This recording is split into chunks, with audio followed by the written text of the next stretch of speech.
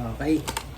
So, preparing ako ngayon mga paps. Ngayon araw mga paps ay pupunta tayo ng Cebu.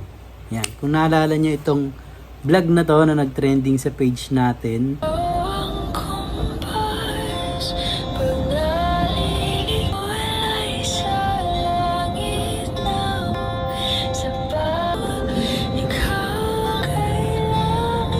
Yung moment na yan yung hinatid ko siya sa airport. Nalaman namin na buntis siya. Wala kasi siyang nakakasama dito sa bahay. Pumapasok ako, walang mag-aalaga sa kanya. And then yung mga ate niya sa Cebu, tsaka yung mama niya. Kaya pinili namin na magkalayo. At least, 'di ba, naaalagaan siya sa pagbubuntis niya. And then ngayon mga paps, 4 months na yung anak ko. Ngayong araw, pupunta tayo ng Cebu para kunin na sila. Actually, 5 days ako doon. Iwan muna natin si Katuray. 5 days tayo makakapagmotor. So nag-aabang tayo ngayon mga paps ng taxi or angkas. Kung ano yung dumating. Sakyan natin papuntang airport. Gisip ako kung angkas kaya lang baka umulan. Pero tingnan natin. Don't wait for me, honey. Terminal to po? Ha? Terminal. Don't wait. 'Cause I'm always heading your way. And I know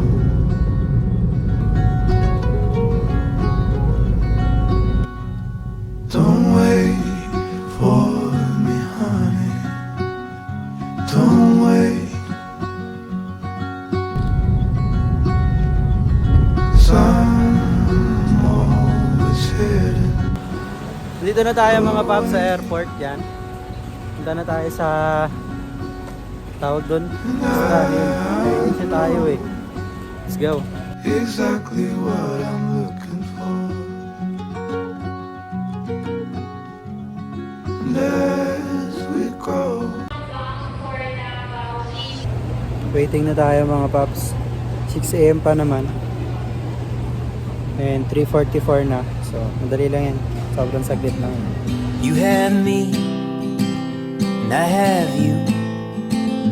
That's enough to paint lonesome black and blue.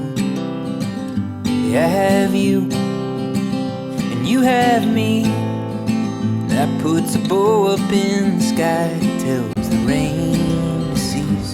We've had up, and we've had down. We've had warm nights, we've gone Pasok na tayo mga paps. now. What I know, this much is true. There ain't a color in the rainbow that shines like me.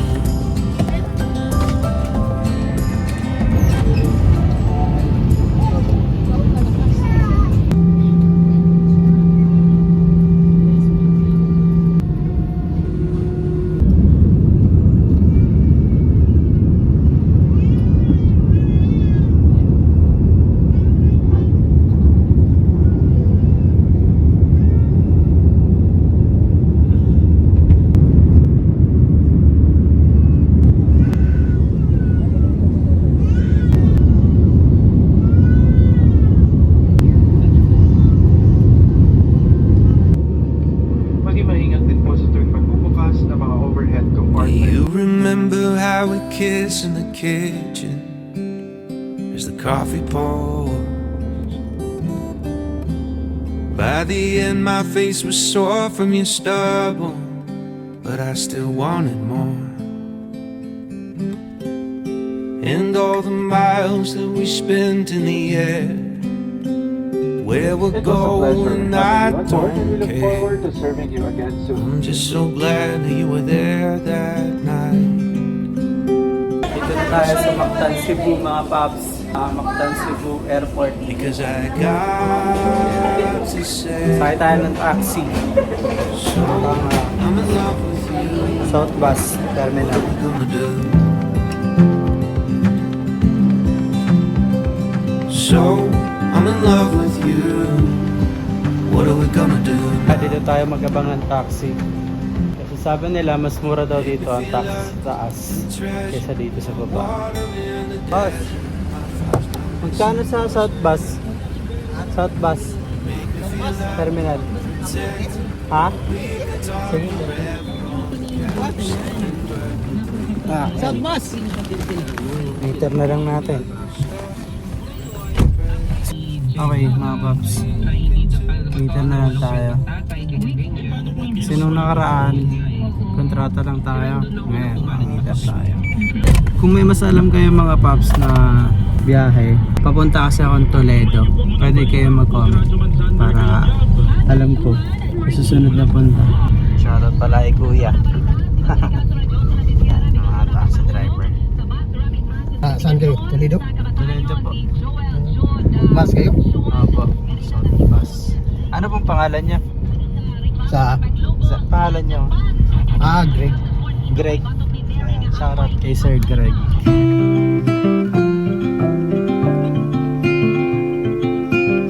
Puro tayo biyahe ngayon mga paps. Pupunta pa lang tayo eh. Puro montage lang muna to. Wow! Ah. Miles and miles on the clear blue skies. We drive straight as an arrow flies. Nowhere to be, no dreams to chase tonight.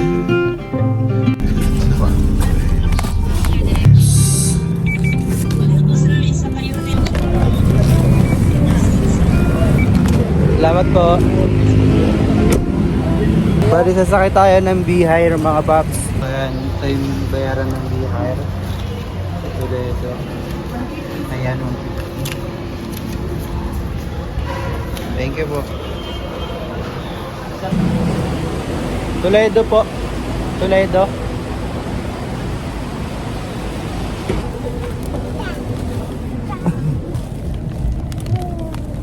Sakay na tayo ng van puntang Toledo.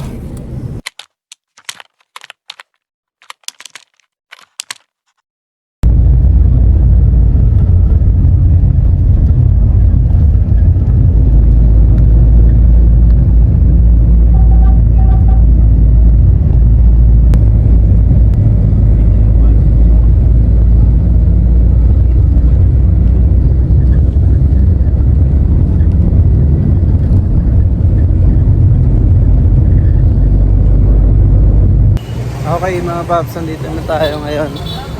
Tinatawag nilang Mercado. Dito sa may port, yan. Welcome. Port Toledo. So dito na lang ako susunduin.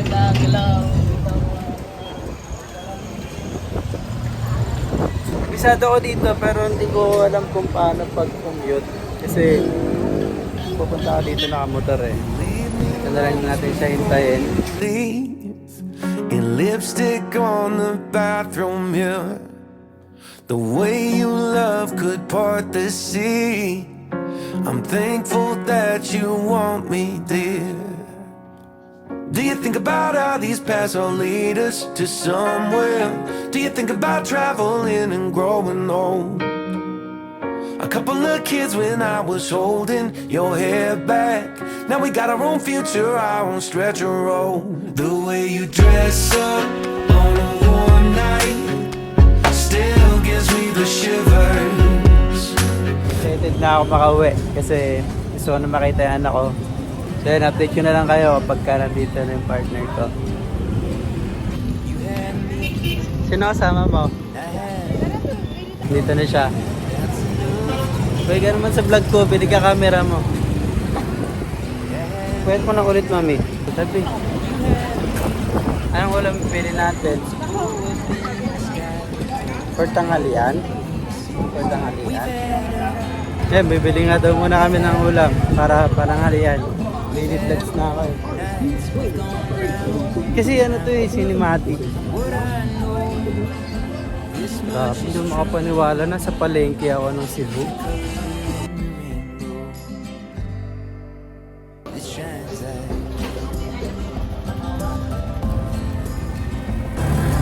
Ha? Bro,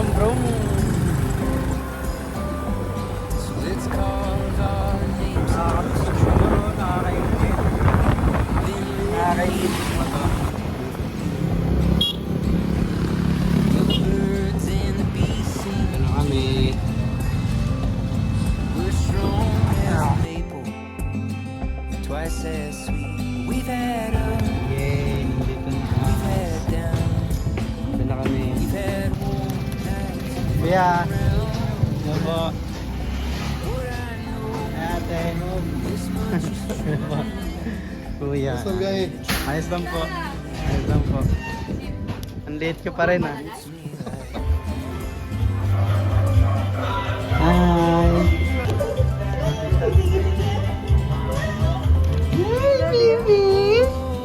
Hi. Ah.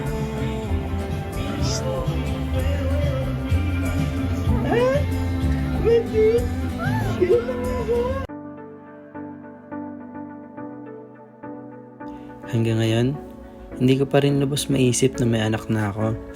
Parang kailan lang kasi ako pa yung bata. Isang bata na walang ibang inisip kundi ang maglaro at maging masaya sa maghapon.